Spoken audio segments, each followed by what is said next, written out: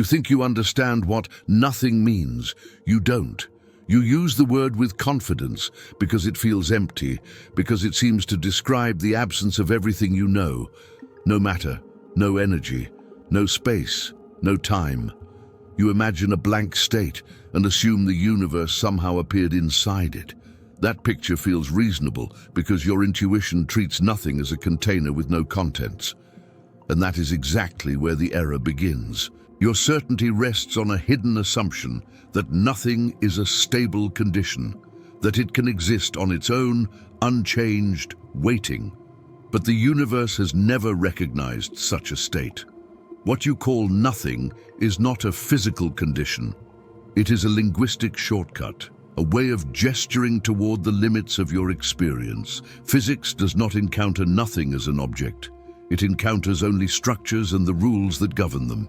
Discomfort begins when you realize that even the most minimal description of reality already includes constraints.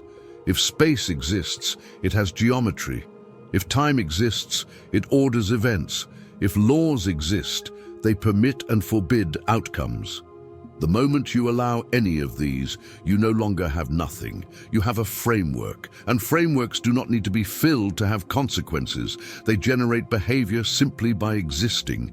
This is where intuition resists. You insist that before the universe, there must have been absolute emptiness. Not a vacuum, not a field, not a fluctuation. True nothing. But this insistence is not supported by evidence. It is supported by discomfort with alternatives. The universe does not present you with a state of pure absence and then show how something emerged. It shows you that the question itself is malformed. The contradiction sharpens when you consider that existence does not require material substance in the way you imagine. Existence at a fundamental level is about what is permitted, about what configurations are allowed. A universe does not need to be assembled from parts if the structure that defines possibility already exists. Once there is a rule, there is behavior. Once there is behavior, there is change. Once there is change, there is something rather than nothing. This is not a poetic claim. It is a structural one. A vacuum is not nothing. It is the lowest energy state allowed by the laws that define the universe. And that state is not inert. It is unstable in precisely the way intuition does not expect. The absence of particles does not imply the absence of activity. It implies a condition governed entirely by constraints rather than contents. At this point, many retreat to the idea that laws themselves must come from somewhere, that rules cannot exist without a rule maker, or at least a prior explanation. This feels compelling because it mirrors how rules work in human systems. But the universe is not a system designed within a larger context. The laws are not imposed from outside. They are descriptions of how the structure behaves. Asking where they came from assumes a layer of explanation that may not exist. The deeper mechanism becomes visible when you stop thinking of nothing as emptiness and start thinking of it as the absence of classical objects. Classical intuition demands that something must push the universe into existence. But the universe does not begin as an object requiring a push. It begins as a configuration where time, space, and energy are defined together. In such a configuration, spontaneous emergence is not an anomaly. It is permitted. This does not mean the universe popped out of nothing, like an object appearing in space. Space itself is part of what emerges. Time is part of what emerges. The idea of a moment before this emergence relies on time already existing. Once again, intuition asks for a sequence where sequence does not apply. The universe does not transition from nothing to something in time. Time is part of the transition being described. This is why the phrase, "from nothing," is so misleading. It suggests a process that begins in absence and ends in presence. What actually occurs is the appearance of a structure where absence and presence are defined for the first time. There is no waiting state, no silent background, no empty stage. The universe does not arrive. It becomes describable. The unavoidable conclusion begins to form here. The universe can exist from nothing only because nothing, as you imagine it, is not a physical state the universe ever occupied. What exists instead is a boundary where classical descriptions fail and quantum structure dominates. At that boundary, the emergence of a universe is not extraordinary. It is allowed. And what is allowed does not require intention, cause, or preparation. This is deeply unsettling because it removes the final refuge of intuition. You want nothing to be stable so that something requires explanation. The universe offers the opposite. It shows that structure is primary and that absolute absence is not a state reality ever needed to pass through. If nothing was never a physical condition, but a misunderstanding of how structure behaves at its limits, what exactly are you imagining when you say the universe came from nothing? The initial resistance does not disappear after this realization. It simply changes shape. You may now accept that nothing is not a physical void, that it is not an empty container waiting to be filled. But another assumption quickly takes its place, that even if nothing is unstable, something must still be responsible for triggering existence, a fluctuation, a cause, a prior condition that tips the balance. This expectation feels modest, it feels reasonable, it is still misplaced. Discomfort deepens when you confront the fact that triggers only make sense within time. A trigger implies sequence, one state followed by another, but time is not standing outside the universe, waiting to host its arrival. Time is one of the features that emerges with the universe itself. To ask what triggered the universe is to ask for a temporal explanation where time does not yet apply. Once again, intuition demands a framework that the structure of reality does not provide. The contradiction becomes sharper when you consider how instability actually works at the most fundamental level. In ordinary experience, instability requires a system already in place. A pencil balanced on its tip falls because gravity exists, space exists, time exists. But at the boundary where the universe emerges, there is no background arena supporting such dynamics. There is only the condition that certain configurations are allowed and others are not. When allowance exists, outcomes follow. No external nudge is required. This is the point where intuition begins to fail completely. You expect existence to be rare, exceptional, and costly. You imagine that nothing should be the default state, and something the anomaly. But the structure of physical law suggests the opposite. Absolute nothingness is not stable, because stability itself is a concept that depends on laws. Once laws exist, even in their most minimal form, they permit structure. And where structure is permitted, absence cannot persist indefinitely. The deeper mechanism reveals itself here with uncomfortable clarity. The universe does not need to overcome nothing. It does not compete with absence. It simply occupies a configuration that is allowed by the most basic constraints. These constraints do not sit on top of reality. They define it. When they are present, even in their simplest form, the emergence of a universe is not a violation. It is a consequence. This reframes the question in a way that intuition resists. Instead of asking why something exists rather than nothing, the more accurate question becomes why nothing would be expected at all. Nothing, as you imagine it, requires a prohibition. It requires a rule that forbids existence.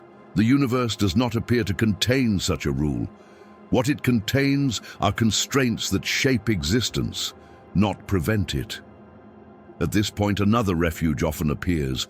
You may suggest that quantum structure itself requires explanation, that fluctuations, fields, and probabilities must rest on something deeper.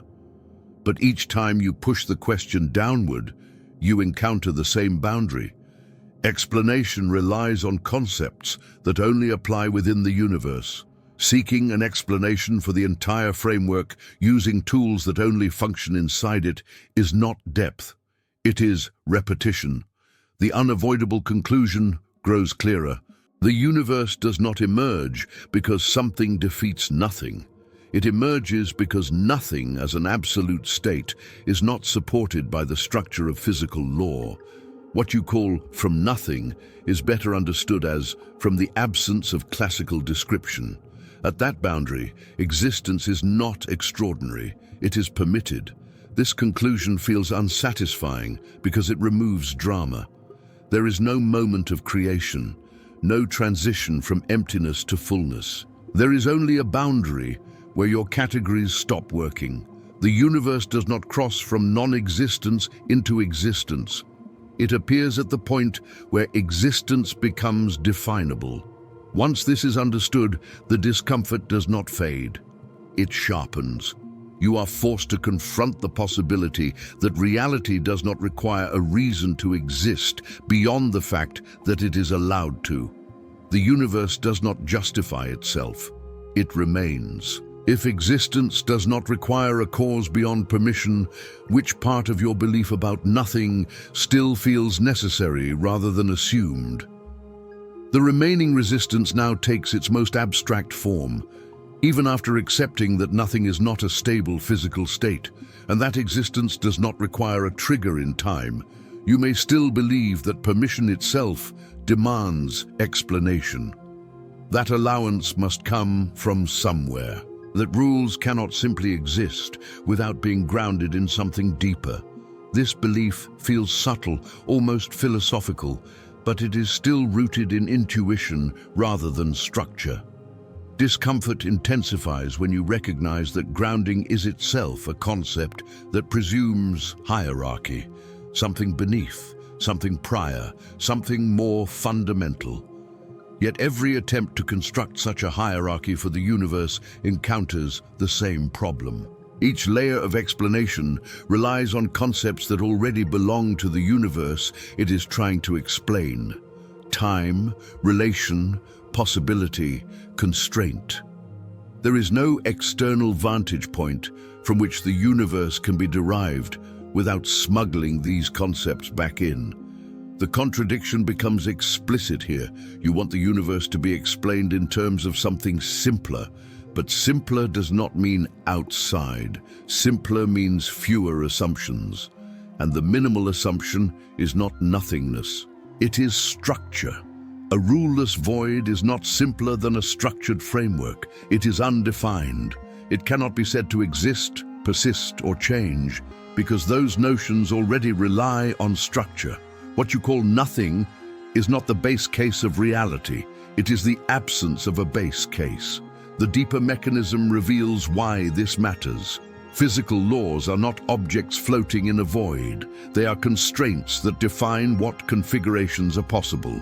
They do not require a substrate in order to operate. They define the substrate. When the universe is described at its most fundamental level, what remains is not material, not temporal, not spatial, but relational. Relations do not need to be placed anywhere to exist. They are the condition under which placement becomes meaningful. This is why the emergence of the universe does not violate conservation, symmetry, or consistency. There is no before in which something is lost or gained. There is no external ledger keeping track of balance. Conservation laws apply within the universe because time translation exists within it. Where time itself is not yet defined, conservation has no domain. Nothing is broken because nothing is being compared. This realization dismantles another intuition you may not have noticed.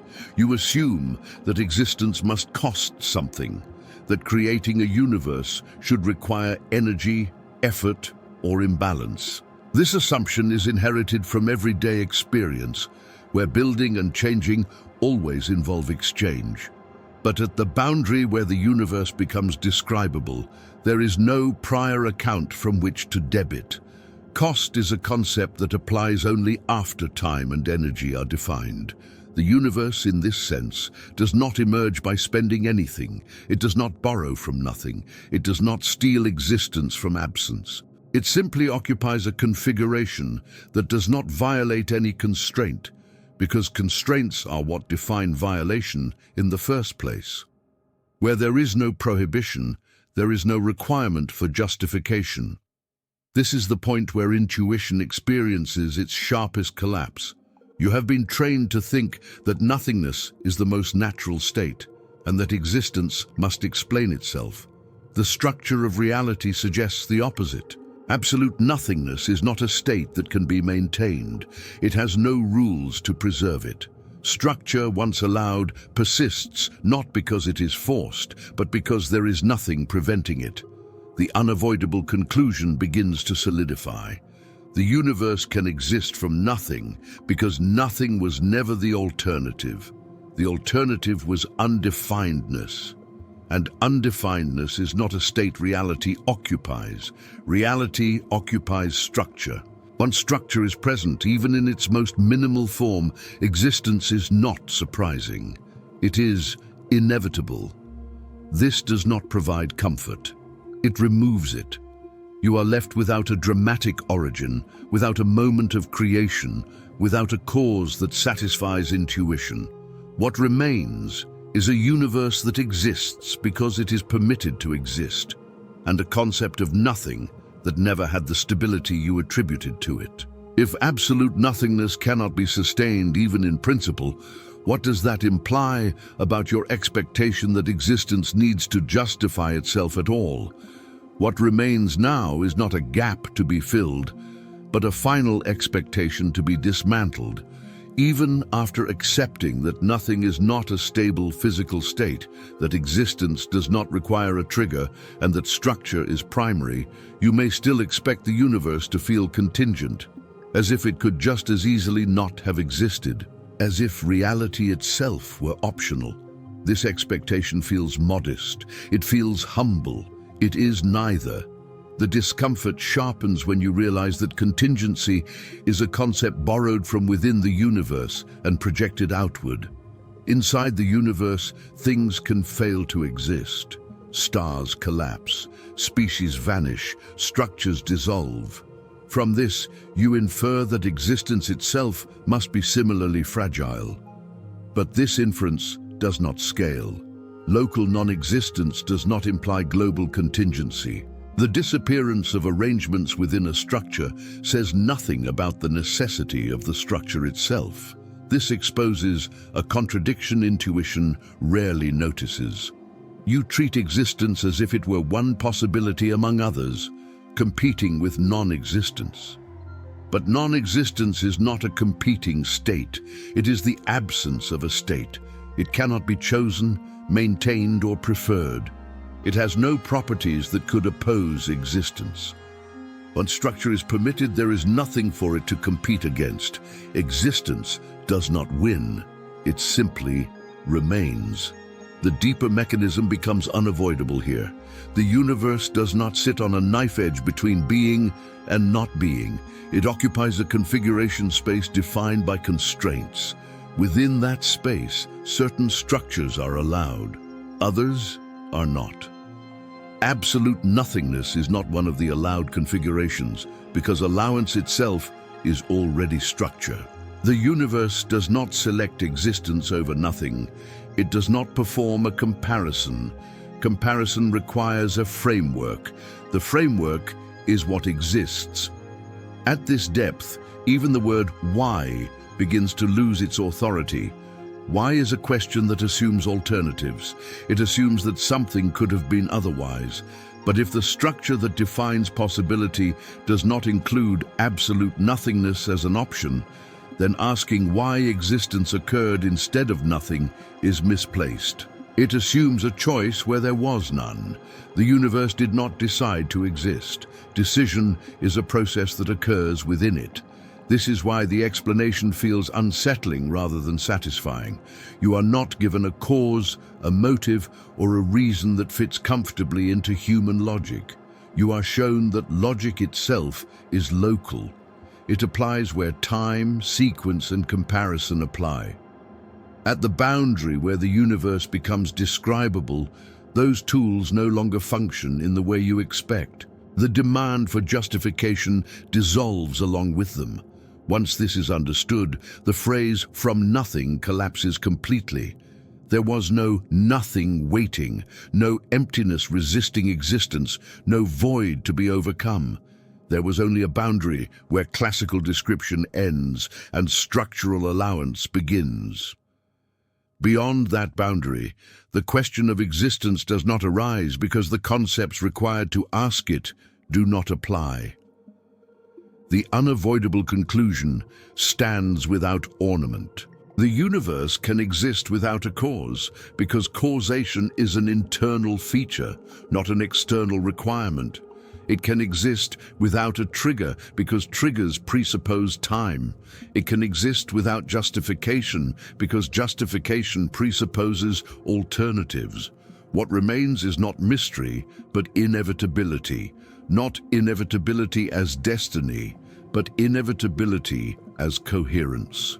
Reality does not explain itself in the way you expect, because expectation is not one of its obligations. The universe exists because it is structurally allowed to exist, and nothing more is required. The discomfort you feel is not a sign of failure in explanation. It is the signal that intuition has reached the edge of its domain. If existence does not require a reason beyond structural allowance, what does that say about your instinct to demand one in the first place?